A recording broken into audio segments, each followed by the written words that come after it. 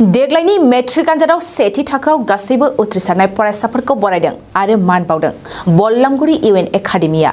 चिरां जिल्ला बिजनीनि बेन्दोंआव थानाय बल्लामगुरि इउएन एकाडेमि फरायसालिया देग्लायनि मेट्रिक आनजादाव सेथि मासि लानानै उथ्रिसारनो हानानै गासै फरायसाफोरखौ गाजा गोमजायै मान होनानै बरायदों।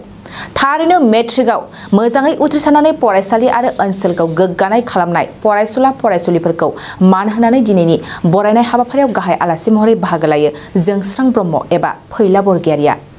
बिजनी दखरा एबसुनि लोगो गाहाय नेहाथारि सोरांसार दैमारि, बल्लामगुरि गुदि बर' थुनलाइ आफादनि आफादगिरि सानिक्य बर', बल्लामगुरि इउएन एकाडेमिनि गोरायुंजों लोगोसे गासै फोरोंगिरि, फरायसा आरो गोबां दिथागिरिफ्राबो हाबाफारियाव बाहागो लादों।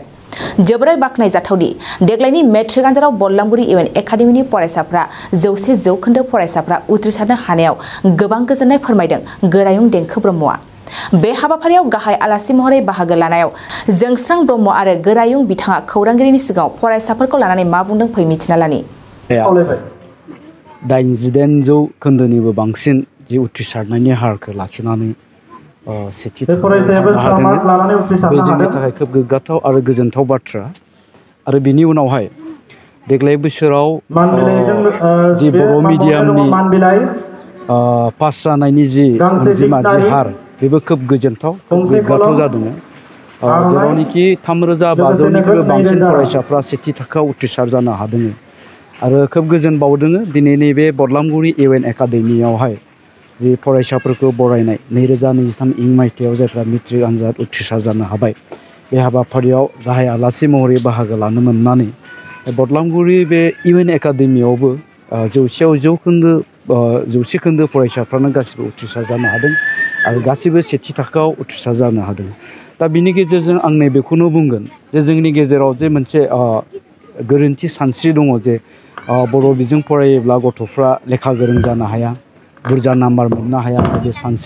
बे सानस्रिफ्रा निस्सय बेबायदि रिजाल्टनि गेजेरजों रायजो राजाफोरनि गेजेराव मोनसे गेदेरथार मेसेज हरनो हागोन आरो बिनि गेजेरजों जोंनि बर' रायजो राजाफ्रा बुजिनो हागोन आरो जोङो मिडियामखौ फोथांना लाखिनाय, रावखौ फोथांना लाखिनायनि थाखाय जाहाथे बयबो इयुननि समावहाय गावबा गावनि गथ'खौ बर' बिजोङाव फोरोंनो आवगायबोगोन, आं बेखौनो आसा खालामगोन। आं दहाय एसे सिगाङावनो बुंदों जे जोंनियावहाय नेवसिनायनि जाहोना मोनसेल' थाखागोन, बे जाहैबाय जोंनाव मोनसे रं कनसेप्सन दङ। गोदोनिफ्रायनो जोङो नुबोबाय थादों जे बर' बिजों फरायोब्लाथाय गथ'आ माने लेखा गोरों जानो हाया, नाम्बार बुरजा मोननो हाया। बे मोनसे सानस्रिखौ लानानैनो गोबाङानो दासिमबो गावबा गावनि गथ'फोरखौ गुबुन मिडियामाव होनाय नुनो मोनो।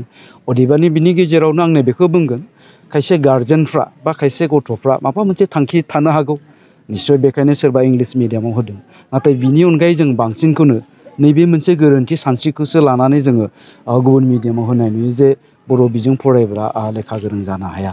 नाथाय आं बिनि गेजेरावनो बुंगोन, दिनैनि गेजेरावहाय बर'फोरनि गेजेराव दिनै जायफोर डक्टर जादों, जायफोर इन्जिनियार जादों, जायफोर प्रफेसार जादों बा गेदेर गेदेर अफिसार जानो हादों बा जाथिनि साफा साफा मोजां दैदेनगिरि जानो हादों, दा बिसोरनि गेजेराव जोङो नागिरोब्लाथाय नुगोन बांसिनानो बर' बिजों फरायनानैनो बेखिनिसिम सफैनो हादों। दा बेखायनो आङो गले गले खावलायगोन जे बर' हारिखौ मोजां मोनग्रा हिसाबै, सासे बर' सुबुं हिसाबै आरो बर' बिजोंनि सासे फोरोंगिरि हिसाबै बे जोंनि गोरोन्थि सानस्रिखौ जोङो गारनो नांसिगौ। जे हायोब्ला जोङो गावबा गावनि गथ'फोरखौ जों बर' बिजोङावनो फोरोंनांगौ आरो बर' बिजोंनि गेजेरजोंनो दिनैनि दिनावहाय जोङो कुवालिटि इडुकेसनखौ मोननो हादों। दिनैनि रिजाल्टआनो बेनि बिदिन्थि। जोबोद गोजोनथाव। गिबियावनो आङो दिनै जोंनि 2023 इं मायथाइनि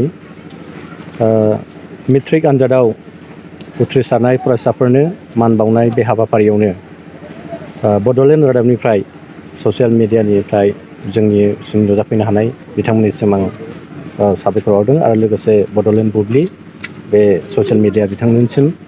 दा बे समाव आङो जोंनि फरायसाफोरा जे 12 फरायसा दङमोन, बे फरायसाफ्रा 100% फार्स्ट डिभिजन खालामनो हादों।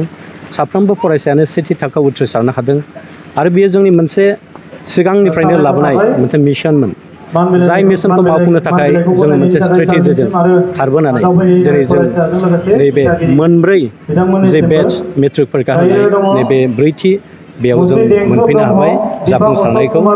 दा बेनि थाखाय आङो जोबोद गोजोननाय मोनदों आरो लोगोसे जोंनि जायफोर फरायसाफ्रा जोबोद दुरबल थाखोनिमोन जे बिसोरो गुबुन फरायसालिफोराव फरायोब्ला जे उथ्रिसारनो हानाय बेबायदि केपासिटि दंना गैयामोन दा बेखौ जोङो साननो गोनां गोबां माने दुरबल गथ'फोरखौ जोङो गोबां थुलुंगा होनानै गोबां माने ट्रेनिं होनानै बिथांमोनखौ जोंनि आवथायाव लानानै जों बिथांमोनखौ सेथि थाखोआव उथ्रिसार खालामनो हादों बेनो जोंनि थाखाय गोग्गानाय होननानै आं सानो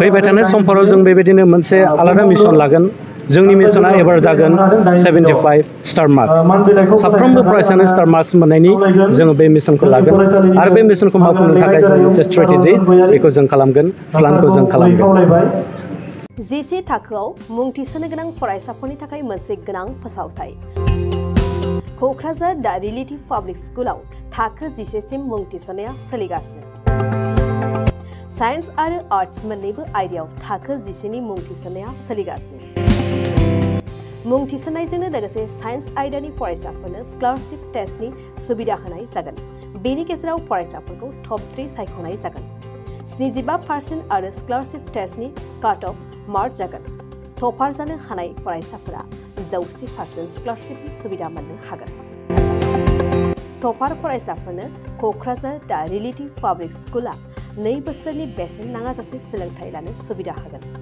फैगौ 13 मे खालि फुंनि 10 बाजिनिफ्राय 12 बाजिसिम स्कलारशिपनि टेस्टखौ लानाय जागोन आबुं मिन्थिनो थाखाय 7086401137 नङाब्ला 9435704380 जानबुं अनजिमा आरो relativepublicschool@gmail.com आवबो जगाजग खालामनो हागोन